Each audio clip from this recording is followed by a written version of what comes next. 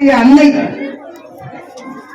நித்திய சுமங்கலி சர்வமங்கல பிரதாயினி கருணா சாகரி ஜெகநாதா இந்த கருமாரியின் கருணையினாலே அம்பாளுக்கு இன்னைக்கெல்லாம் நம்ம அவரை தொட்டு நலங்கு வைக்கக்கூடிய ஒரு அற்புதமான ஒரு பாக்கியத்தை இந்த ஆலயமும் ஆலய நிர்வாகமும் இந்த அற்புதமான நாள்ல நமக்கெல்லாம் அனுகிரகம் பண்ற மாதிரி ஒரு சூழ்நிலை அம்மாவோட ஆசீர்வாதத்துல அவங்க மனசுல அதுக்கு உண்டான விஷயங்களை எல்லாம் செய்து எண்ணற்ற சிரமங்களுக்கும் நடுவுல எத்தனை பேரோட விடாமுயற்சியின் காரணமா இது இத்தனை ஆண்டு காலமும் சிறப்பா நடந்துள்ளது.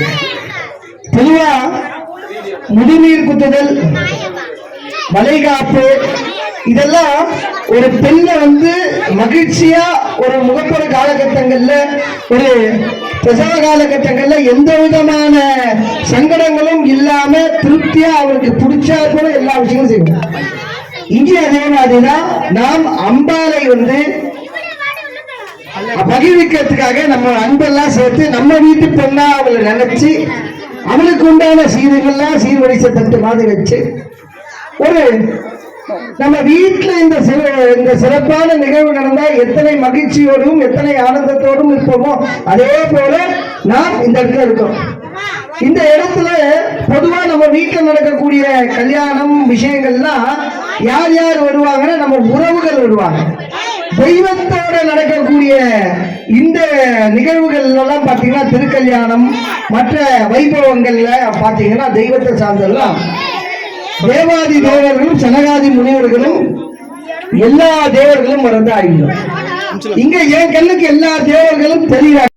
அம்பாள் எல்லாருக்கும் தாயானவள், ஜெகஜனனி. அப்பேற்பட்ட ஆசீர்வாதங்கள் அவளோட உண்டு.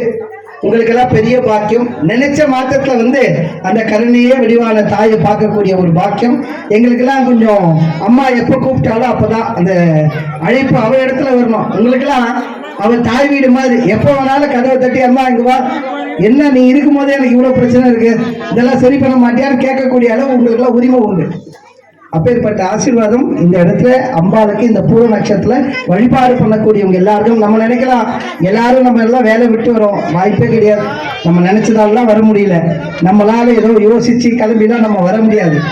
அவ அழைச்சதின் பேர்ல தான் நீங்க வந்திருக்காங்க. அப்ப உங்களெல்லாம் யார் அழைச்சிருக்காங்கன்னா இன்பாவோ நிர்வாகிகளோ மற்றவங்களோ ஐயாவோ சிவாவோ ரோஹித் ஐரோ இவங்கெல்லாம் கிடையாது. உங்களை அழைச்சது அம்மா. அவளுக்கு நீங்க வேணும், உங்களை அவ பார்க்கணும். வந்தா நின்னா பார்த்தா உன் குறையை கொட்டினா இங்க இருந்து உன்னோட குறைகள் எல்லாம் நிறையாகிதான் நீ வெளியில போகக்கூடிய ஒரு ஆற்றல் அம்பா இடத்துல உண்டு. எப்போ எதை நினைச்சீங்களாலும் அம்பா கிட்ட வந்தவனே வேதம் மந்திரங்கள் பூஜைத்துல நாடு போறாங்க. அம்மாவோட பேரை மட்டும் தாயே கருமாரி கரைஞ்சிடுவான், வேற ஒண்ணுமே இல்லை. அம்மா தாயே கருமானே கரைஞ்சிடுவான். அப்பேற்பட்ட எண்ணம் எனக்கே இந்த கருமாரியை பார்க்கும் போது பெரிய ஒரு அன்பு, ஒரு ஜென்மாந்திர தொடர்புன்ற மாதிரி. கருமாரியை பார்க்கும் போது கண்ணில் உள்ள ஆர்த்தி பார்க்கும்போது 2 சொட்டு கண்ணீர் தான் வரும். அது ஹாப்பி டீயர் சொல்லும் போது ஆனந்த கண்ணீர். அப்படி அம்மா உயிரோட்டமா உட்கார்ந்துட்டு இருக்கான். அவளை இத்தனை கிட்ட பார்க்கக்கூடிய ஒரு சூழ்நிலை, பூஜை பண்ணக்கூடியதெல்லாம் அவங்களுக்கெல்லாம் பெரிய பாக்கியம். அம்மாவோட ஆசீர்வாதத்துல இதெல்லாம் நிறைவா நடக்கட்டும்.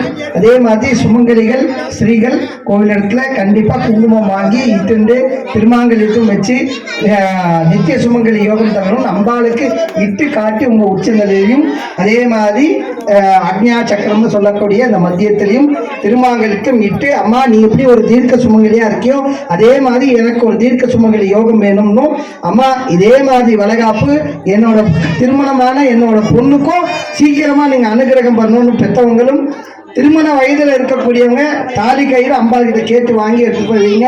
அடுத்த வருஷத்துக்குள்ளேயே உங்க பொண்ணுக்கும் மகனுக்கும் நல்ல வரன்கள் அமைஞ்சு நல்ல சூழ்நிலை நடக்கும். நீங்க எல்லாம் குடும்பமா இந்த கருமாரியை சேவிக்கணும்.